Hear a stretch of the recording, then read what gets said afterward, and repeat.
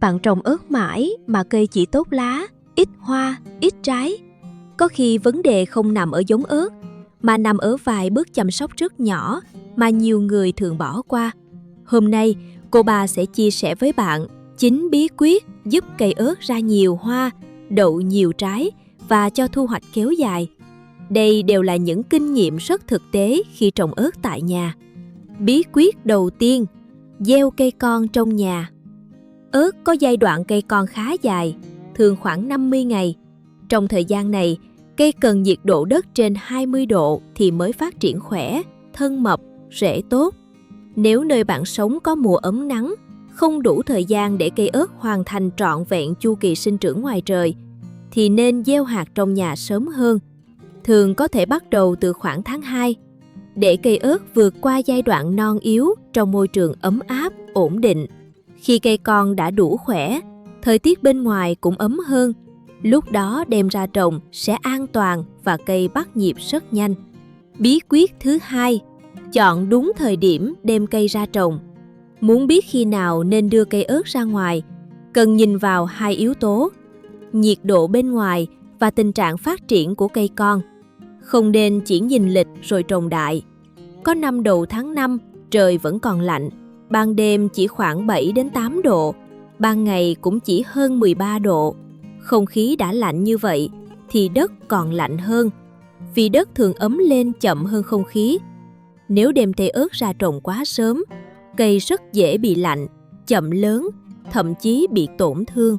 Nhưng nếu để quá muộn, cây bị bó trong chậu ươm quá lâu, thiếu không gian phát triển, thiếu ánh sáng, rễ bị kìm lại.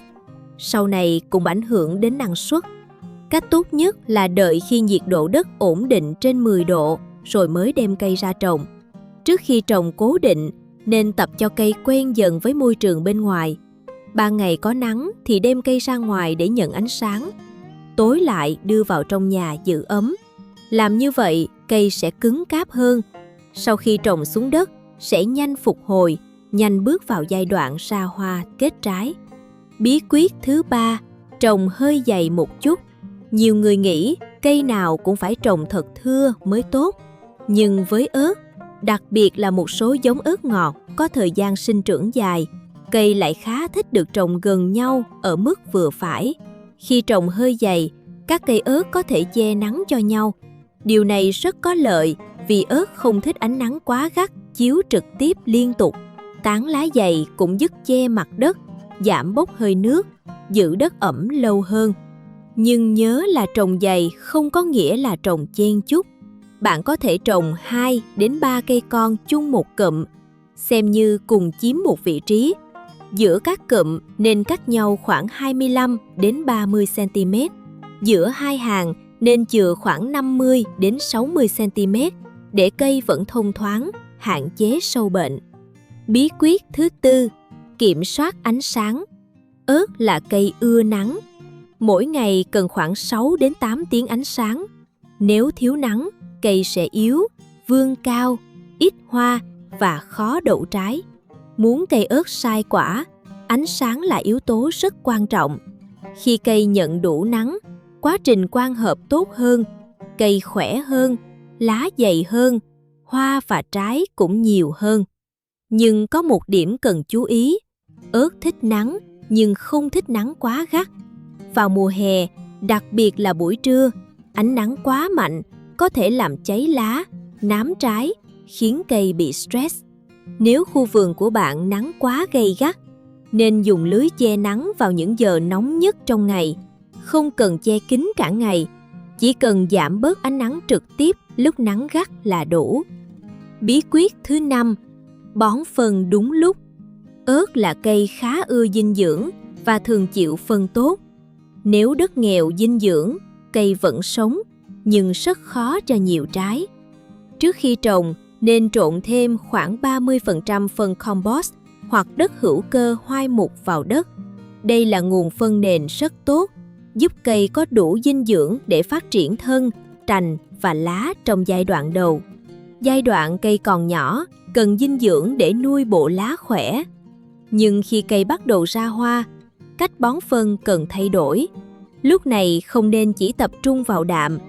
vì quá nhiều đạm có thể khiến cây tốt lá mà ít hoa.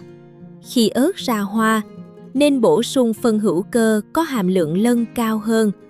Đồng thời, có thể bổ sung thêm một số vi lượng như bo, kẽm, magie.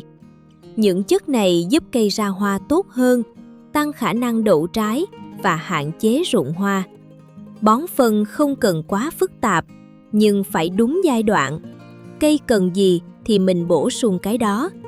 Như vậy cây mới ra trái đều và bền. Bí quyết thứ 6, tưới nước vừa đủ và ổn định. Ớt ở mỗi giai đoạn sẽ cần lượng nước khác nhau.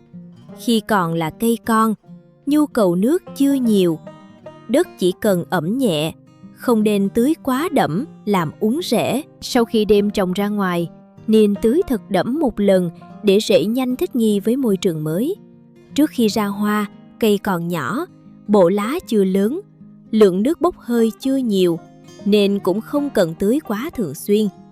Nhưng khi cây bước vào giai đoạn ra hoa, kết trái, nhu cầu nước tăng lên rất rõ.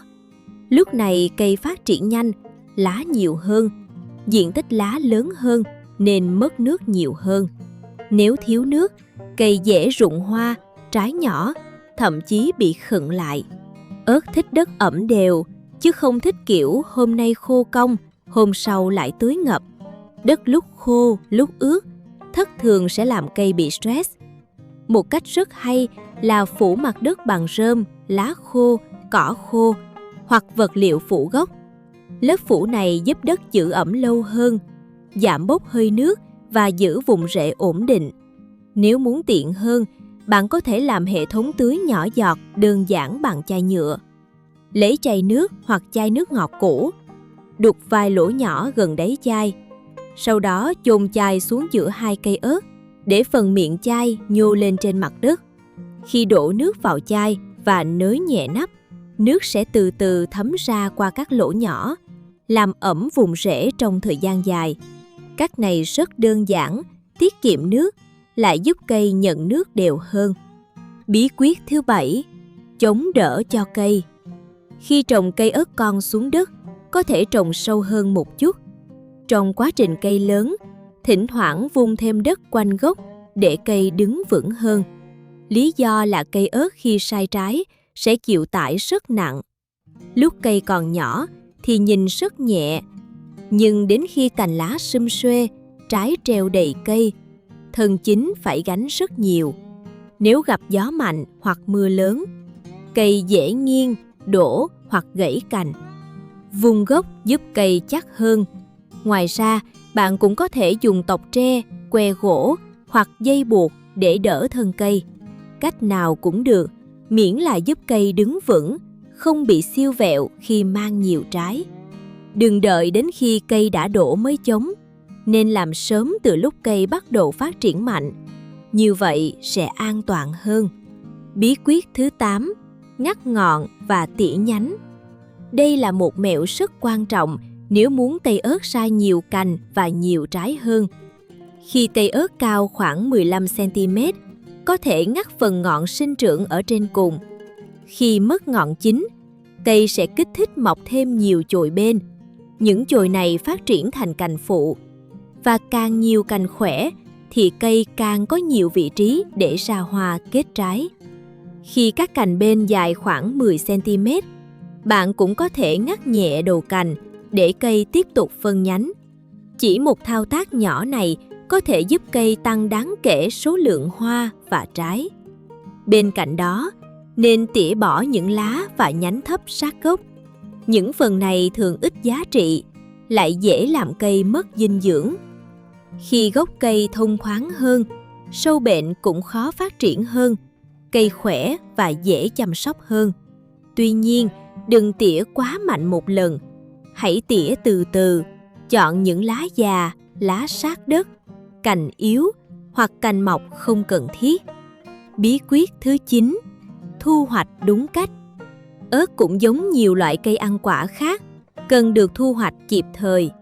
Nếu để trái già quá lâu trên cây, cây sẽ dồn dinh dưỡng nuôi những trái đó, làm chậm sự phát triển của các lứa hoa và trái mới. Nhưng với ớt, có một điểm rất thú vị. Khi trên cây vẫn còn trái, cây thường tiếp tục ra thêm trái. Nếu hái sạch toàn bộ một lần, đôi khi cây lại chậm ra lứa mới hơn. Vì vậy, cách tốt nhất là thu hoạch từng đợt. Trái nào đạt kích thước hoặc độ chín mong muốn thì hái trước. Trên cây vẫn nên giữ lại một số trái để cây tiếp tục duy trì nhịp ra hoa kết trái. Thu hoạch đều đặn sẽ giúp cây không bị quá tải, đồng thời kéo dài thời gian cho trái. Nếu chăm sóc tốt, một cây ớt có thể cho thu hoạch liên tục trong thời gian khá dài. Tóm lại, muốn trồng ớt sai quả, bạn cần chú ý từ lúc gieo cây con, chọn đúng thời điểm trồng, kiểm soát ánh sáng, nước tưới, phân bón, cho đến việc tỉa cành và thu hoạch. Ớt không phải là cây quá khó trồng, nhưng nếu chăm đúng cách, kết quả sẽ khác hẳn. Cây không chỉ xanh tốt mà còn ra hoa nhiều, đậu trái nhiều và cho thu hoạch liên tục. Nếu bạn đang trồng ớt tại nhà, hãy thử áp dụng 9 bí quyết này. Có thể chỉ cần thay đổi vài bước nhỏ, vụ ớt tới của bạn sẽ sai trái hơn rất nhiều. Hẹn gặp lại bạn trong những chia sẻ làm vườn tiếp theo.